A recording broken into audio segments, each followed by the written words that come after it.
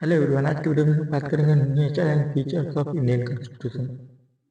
ठीक है, Indian constitution का नेचर क्या है, उसका फीचर्स क्या है, बेसिक फीचर जो फेडरल फीचर है, यूनिटरी फीचर है, ये सब तो देखिएगा। प्रीवियस में क्वेश्चन देखिएगा, 2 बार 3 बार 4 बार क्वेश्चन आया चुका है। ठीक है, इसलिए ये टॉपिक छोड़ने लायक नहीं है। प्री के लिए हम पढ़ रहे हैं तो जो भी फैक्ट वाला रटने वाला चीज़ है मैं आपको प्रोवाइड कर दूंगा। वो फैक्ट आप रटना ही पड़ेगा आपको, इसके लिए कोई दूसरा तरीका नहीं है।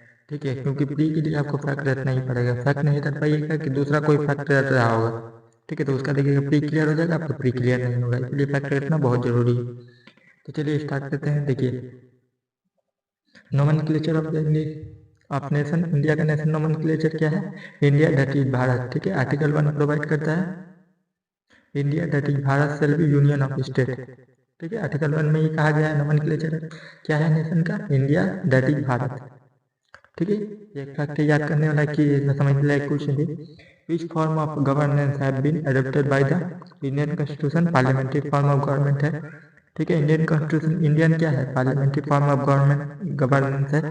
ठीक है, legislative enjoy absolute control over the executive in the parliamentary form of government. ठीक है, देखिए पार्लियामेंट्री फॉर्म में जो है लेजिस्लेटिव जो होता है वो एग्जीक्यूटिव का एब्सोल्यूट कंट्रोल करता है। ठीक है, जो लेजिस्लेचर होते हैं वही एग्जीक्यूटिव को कंट्रोल करता है, जैसे प्राइम मिनिस्टर और काउंसिल ऑफ मिनिस्टर जिसको कहा जाता है, वही देखिएगा एग्जीक्यूटिव का पार्ट होता है। ठीक है, पार्लियामेंट में वही बैठे रहते हैं, जैसे एमपी वगैरह है वो मिनिस्टर होते हैं। ठीक है, उसके बाद देखिए basic constitution constituent of president form of government is the executive. ठीक है, not part of the legislature. देखिए प्रेसिडेंशियल फॉर्म ऑफ गवर्नमेंट में एग्जीक्यूटिव अलग लोग होते हैं और जो है क्या बोला जाता है लेजिस्लेचर अलग होते हैं। ठीक है, जैसे प्राइम मिनिस्टर अलग है और क्या बोला जाता है एमपी जो है वो अलग है। ठीक है, एमपी जो है वो मिनिस्टर नहीं हो सकता। ठीक है, प्रेसिडेंशियल फॉर्म ऑफ गवर्नमेंट है, यही कहना चाहता है। इसके बाद देखिए basic difference between parliamentary form of government and in India and Britain क्या है? Judicial review. ठीक है, ब्रिटेन में जो है जुडिशियल रिव्यू नहीं होता है। ठीक है, जुडिशियरी ब्रिटेन पार्लियामेंट है वो सुप्रीम बॉडी है। ठीक है, वो कुछ भी कर सकता है। मतलब बोला जाता है कि ब्रिटेन के पार्लियामेंट के पास इतना पावर है कि वो मेल को फीमेल और फीमेल को मेल बना सकता है। ठीक है, लेकिन इंडियन पार्लियामेंट में ऐसा कुछ नहीं है। कुछ भी अगर इंडियन पार्लियामेंट कॉन्स्टिट्यूशन के खिलाफ जाएगा तो उसको जो है सुप्रीम कोर्ट रोक देगा। ठीक है, सुप्रीम कोर्ट जो बोला जाता है कि सुप्रीम कोर्ट के पास अनलिमिटेड पावर है इंडिया के पास। ठीक है, आर्टिकल 142 इसको प्रोवाइड करता है। 142 याद करके रखिएगा। कंप्लीट जस्टिस दिलाने के लिए सुप्रीम कोर्ट कुछ भी कर सकता है, सुप्रीम कोर्ट के पास इतना पावर है। ठीक है, बहुत सारे केस में आपने सुना ही होगा। इसके बाद देखिए यहाँ तक हो गया।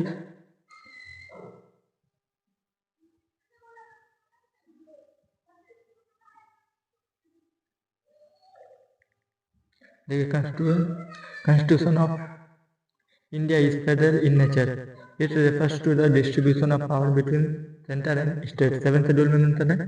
ठीक है, मेजर फीचर्स क्या है इंडियन कॉन्स्टिट्यूशन का? सबसे लंबा लिखा हुआ कॉन्स्टिट्यूशन है। ठीक है, lengthiest written constitution in the world. ठीक है, drive from various constitution and government of India act 1935। ठीक है, बहुत सारे कॉन्स्टिट्यूशन और गवर्नमेंट ऑफ इंडिया 35 से बहुत सारे प्रोविजन लिया गया है जो कि हम लोगों ने प्रीवियस वीडियो में देख लिया। ठीक है, इससे पहले वाले वीडियो में।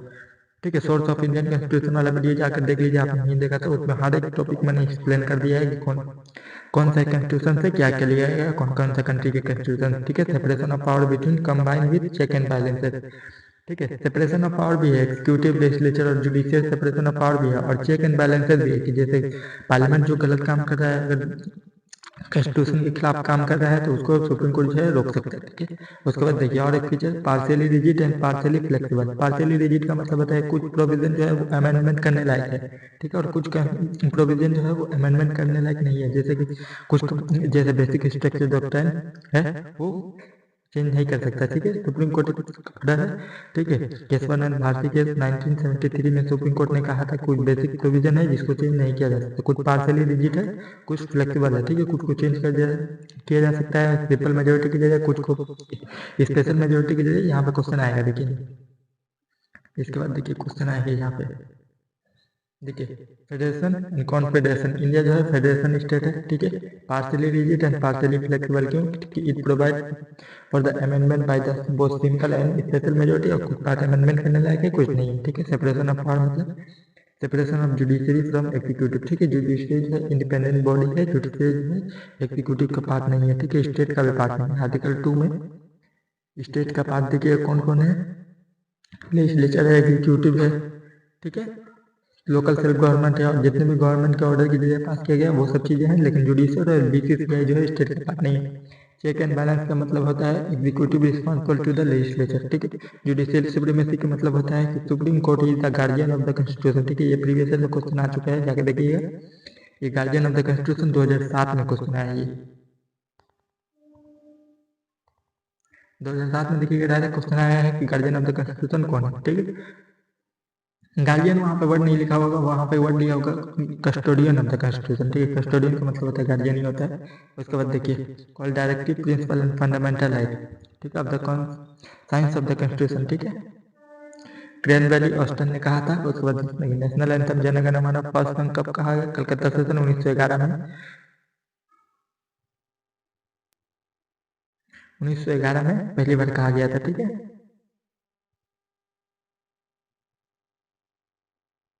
और कुछ यूनिटरी फीचर को देखते हैं, ठीक है। यूनिटरी फीचर में देखिए इंडियन कॉन्स्टिट्यूशन में ऑल इंडिया सर्विस है, ठीक है, जिसको सिर्फ यूनिटरी मतलब देखिए किसी एक के पास ज्यादा पावर रहेगा। ऑल इंडिया सर्विस जिसको सिर्फ सेंटर बना सकता है, ठीक है। कुछ यूनिटरी का मतलब होता है कि सिर्फ सेंटर के पास ज्यादा पावर रहेगा, स्टेट के पास पावर नहीं है कि सेंटर ही उसको कर सकता है, ठीक है। सिंगल कॉन्स्टिट्यूशन है, किसके जरिए अमेंड किया जाएगा? सिर्फ सेंटर ही अमेंड करेगा, इसलिए फेडरल फीचर है। स्ट्रॉन्ग सेंटर, ठीक है, सेंट्रल के पास बहुत ज़्यादा पावर है। ऑल इंडिया सर्विस सिर्फ सेंटर क्रिएट कर सकता है। Destructible state with the indestructible union, ठीक है। डिस्ट्रक्टेबल स्टेट मतलब स्टेट को तोड़ा जा सकता है यूनियन की जगह। सिंगल सिटीजनशिप कौन प्रोवाइड करता है? यूनियन। फ्लेक्सिबल कॉन्स्टिट्यूशन कौन अमेंडमेंट करता है? सेंटर, ठीक है। इंटीग्रेटेड जुडिशरी है, ठीक है। अपॉइंटमेंट ऑफ गवर्नर कौन करता है? सेंटर करता है। इसीलिए फेडरल यूनिटी में मतलब सेंटर के पास उसका ज्यादा पावर है, ठीक है। स्टेट के पास वो पावर नहीं है, इसीलिए यूनाइटेड है। उसके बाद फेडरल देखिए दोनों में बराबर इक्वल पावर है, जैसे सेंटर के पास जितना पावर स्टेट के पास भी उतना ही पावर है, उसी को बोल जाता है फेडरल, ठीक है, distribution of power. Federal feature में क्या क्या है? जुडिशरी इंडिपेंडेंट, ठीक है। जुडिशरी इंडिपेंडेंट है, both centre and state bound by the judiciary, ठीक है। जुडिशरी दोनों को प्रोटेक्ट करेगा, सेंटर और स्टेट दोनों को, ठीक है। Distribution of power between centre and state 7th schedule, ठीक है, 7th शेड्यूल।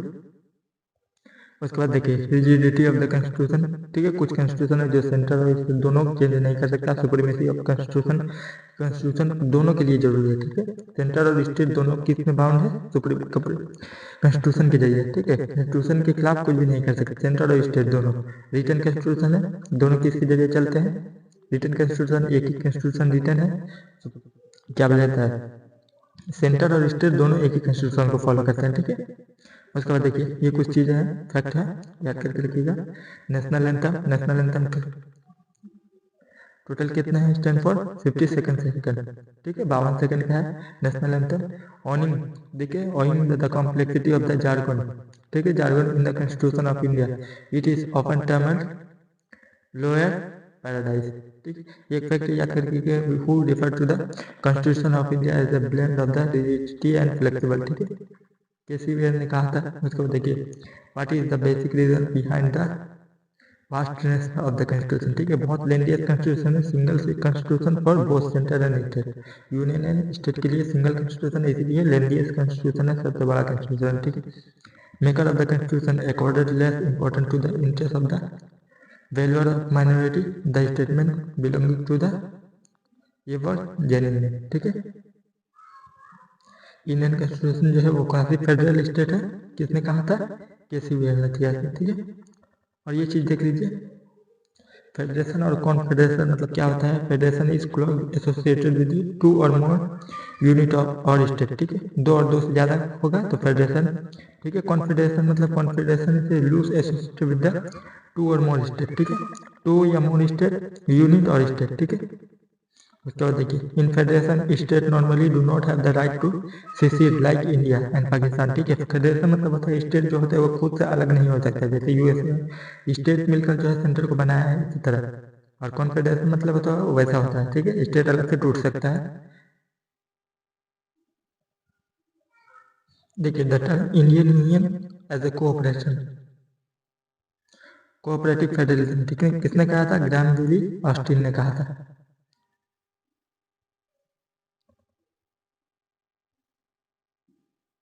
देखिए यहाँ पे एक लाइन है, देखिए there has been 106 constitutional amendment in the Indian constitution till date. अभी तक कितने कॉन्स्टिट्यूशनल अमेंडमेंट हुए हैं? ये 105 लिखा हुआ है, 2023 में एक हुआ है, 2023 में हुआ है। वुमेन रिजर्वेशन 33%, याद करके रखिएगा। मैंने लास्ट जो कॉन्स्टिट्यूशनल अमेंडमेंट है वो एक वीडियो में कराया है, जाकर प्रीवियस वीडियो में देख लीजिएगा, करंट अफेयर वाला टॉपिक में। ठीक है, अभी टोटल कितने हैं? 106 कॉन्स्टिट्यूशनल अमेंडमेंट हो चुके हैं टिल डेट तक। ठीक है, यही लास्ट तक था कि वीडियो में, अगले वीडियो में नेक्स्ट एक टॉपिक को डिस्कस करेंगे। ठीक है, इसमें देखिए ये बुक मैंने इसलिए पढ़ा रहा हूँ क्योंकि यहाँ प्री से रिलेटेड बहुत सारे फैक्ट है। ठीक है, यही प्री में आएगा, इससे ज़्यादा कुछ नहीं आएगा। जो प्री के लिए जरूरी है मैं वही बता रहा हूँ, इधर उधर की बातें करने से कोई फायदा नहीं है। आप देखिएगा प्री 365, ये 65, वो 65, इधर उधर चिकनी चुकनी बात करने से कोई फायदा नहीं है। आपको जो पढ़ाई ये एग्जाम के लिए जरूरी है वही चीज़ पढ़िए, तभी आपका एग्जाम क्लियर होगा। इधर उधर यूट्यूब पे इसको फॉलो कीजिएगा, उसको फॉलो कीजिए, यहाँ वहाँ भटकिएगा, इधर उधर मुँह मारिएगा तो एग्जाम क्लियर नहीं होगा। ठीक है, एक ही चैनल फॉलो कीजिए जिसमें आपका पूरा मतलब सब कुछ मिल जाता हो। तो यहाँ पे चैनल पे आ जाइए, यहाँ पे कंप्लीट है, इसमें आपको सब कुछ मिल जाएगा। कोई भी चीज़ आपको परेशानी होगी तो आप कमेंट करिएगा, मैं उसका जवाब दे दूंगा। ठीक है, या फिर वीडियो बना के डाल दूंगा। ठीक है, थैंक यू।